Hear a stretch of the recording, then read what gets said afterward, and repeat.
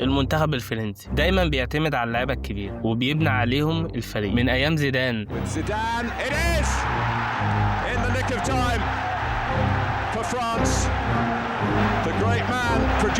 اللي كان ايقونه خط النص في الالفينيات، وقبليه بلاتيني في الثمانينات، وقبليهم جوست فينتين.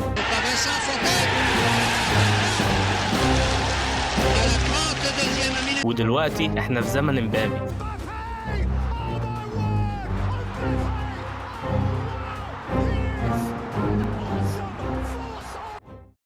فرنسا داخله كاس العالم وهي من المرشحين للفوز، وده مش بس بسبب المدرب ديشامب والنظام اللي بيلعب بيه، لكن اكتر من كده بسبب كميه المواهب اللي موجوده في الفريق. خلينا نبدا بمبابي، واجهه العصر الجديد للكره الفرنسيه. هو فعلا اسطوره رغم انه لسه ما وصلش ل 30 سنه، وقريب جدا هيبقى الهداف التاريخي لمنتخب فرنسا. ساعد فرنسا تكسب كاس العالم سنه 2018، وكان قريب جدا يكررها في 2020. الراجل سجل 12 هدف في بطولتين كاس عالم بس. كم لاعب يقدر يعمل زيه ويسجل هاتريك في نهائي كاس عالم؟ امبابي سجل اهداف في خروج المغلوب في كاس العالم في ماتش واحد اكتر من اللي سجله كريستيانو في 5 بطولات كاس عالم كاملين. لكن الفريق ده ما بقاش معتمد على امبابي بس، بعد ما لعيبه زي جريزمان بعدوا عن المنتخب. جيل جديد بدا يستلم الرايه. واحد من اهم الاسماء دي اوليسيه، بعد موسم جبار مع بايرن ميونخ بقى عنصر اساسي في صناعه اللعب لفرنسا، ودلوقتي بيلعب في مركز اقرب لصناعه اللعب. هو حلقه الوصل بين امبابي وعثمان ديمبلي، والمفروض يكون البديل الحقيقي لجريزمان.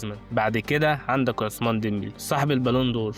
كل الناس بتتكلم عن امبابي، لكن من الناحيه الفنيه عثمان ديمبلي هو افضل لاعب في العالم. في موسم واحد بس عمل اللي امبابي حاول يعمله في سنين مع باريس سان جيرمان. ساعد باريس بالفوز باول دوري ابطال ليهم، وكمان عمل ده وهو افضل لاعب في البطوله. وده لاعب تاني قادر يصنع لحظات حاسمه من اللا شيء، وانه كمان بيلعب برجليه الاثنين بنفس المستوى تقريبا. هيبقى من اصعب اللاعبين اللي ممكن توقف. وبعدين يجي رايان شارك، لاعب عشان تاخد منه الكره لازم تضربه. من ساعه ما راح مانشستر سيتي مستواه اتطور جدا، ولما الكرة بتكون في رجليه صعب جدا تتوقع هو هيعمل ايه. حتى لو ما بدأش اساسي مع المنتخب فهو قادر يغير اي ماتش اول ما ينزل الملعب. وفوق كل ده فرنسا تقدر تنزل دوي وباركولا من الدكة، 2 كانوا عناصر محورية في سيطرة باريس سان جيرمان على الكورة. ولو بصيت على التشكيلة كلها هتلاقيها مليانة جودة في كل مركز. مايك مينيون اللي قوي جدا في الجون، وفي الدفاع في لعيبة زي صليبة واوباميكانو، لعيبة بتدي ثقة للفريق، وده بيدي المهاجمين حرية اكبر في اللعب. وفي الوسط في تشاوميني وكانتي وحتى إيمري، كلهم بيوفروا توازن كبير للفريق، يقدروا يكسبوا أي التحام في وسط الملعب.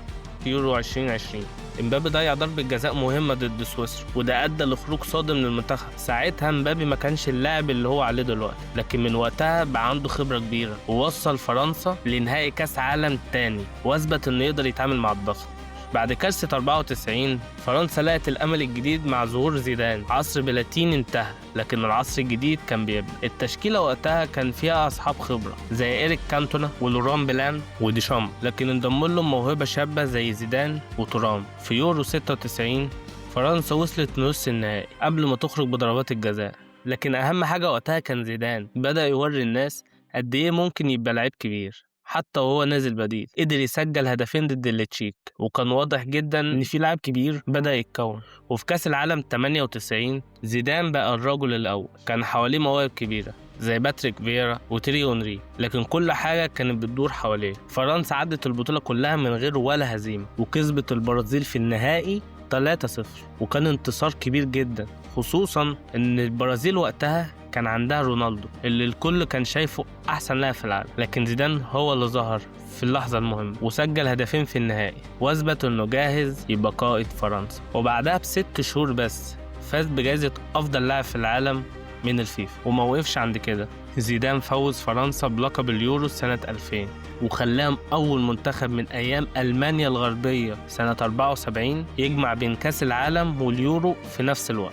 ووصل كمان للمركز الأول في تصنيف الفيفا، وكسبوا كأس القارات 2001. وده النمط المعتاد للفرنسي، غالبا لما بيفوزوا بيكون السبب لاعب واحد. وقتها كان زيدان ودلوقتي مبابي، لكن الطريقة دي ليها جانب سلبي. الفريق ممكن يعتمد زيادة عن اللزوم على لاعب واحد، وده حصل سنة 2002. زيدان اتصاب في كأس العالم، ومن غيره فرنسا عانت جدا وما جابوش ولا جون في أول ماتشين. رجع بدري في الماتش التالي، لكن ده ما كانش كفاية وفرنسا خرجت بدري. وده كان شبه جدا اللي حصل لبلاتيني سنة 86. وفي يورو 2004 زيدان ما كانش في أحسن أحوال، بس كان لسه عنده شوية زي الكرات الثابتة وضربات الجزاء اللي ساعدوا فرنسا تكسب انجلترا. لكن فرنسا خرجت من ربع النهائي. زيدان اعتزل اللعب الدولي، ومن غير زيدان الدنيا باظت تاني. فرنسا كانت بتعاني عشان تتأهل لكأس عالم 2006، وكانوا محتاجينه جدا لدرجة انهم كانوا بيتحايلوا عليه عشان يرجع. ولما رجع كان بيقدم بطولة تاريخية، كسب احسن لاعب في البطولة وشال المنتخب لحد النهائي. في الحقيقة هو كان خيال لدرجة ان الجماهير سامحته على وكعة النطحة اللي عملها في النهائي. لكن اول ما زيدان اعتزل بشكل نهائي، فرنسا دخلت في فترة صعبة جديدة من 2007 لحد 2015. مستوى المنتخب كان اقل بكتير من المتوقع، وجي وقت البنى من جديد مع ديشامب. الفريق اتبنى على أنطوان جريزمان. زي ما بنشوف دلوقتي مبابي بياخد الأضواء بسبب أهدافه وسرعته، جريزمان كان لسنين طويلة هو التوازن والسيطرة. الراجل اللي كان بيعمل كل حاجة، بيصنع الفرص ويدافع ويربط بين الخطوط ويحافظ على تماسك الفريق. تأثير جريزمان كان كبير جدا. فكر كده قد ايه نادر انك تلاقي لاعب عبقري فنيا بالكرة وفي نفس الوقت مستعد يعمل كل الشغل الصعب من غير الكرة. كان الهداف وكان أفضل لاعب في المنتخب، ووصل فرنسا للنهائي مع انه بعيد عن المنتخب. كان لعيب نحس، خسر نهائي دوري الابطال وخسر نهائي اليورو وخسر الدوري الاسباني، وكان اي فريق بيلعب معاه كان بيفشل انه يحقق اي بطولة. المهم في نهاية كاس العالم 2018 جريزمان سجل هدف وصنع هدف وكسب مان اوف ذا ماتش، وفرنسا كسبت البطولة. وخلال مسيرته بقى واحد من اهم اللعيبة في تاريخ فرنسا، مش بس بسبب موهبته لكن كمان بسبب ثبات مستواه. وممكن تقول انه كان احسن من امبابي، بس امبابي كان بياخد الكريدت عشان هو اللي بيجيب الجول. جريزمان كان صانع لعب استثنائي، نوع فريد في الملعب،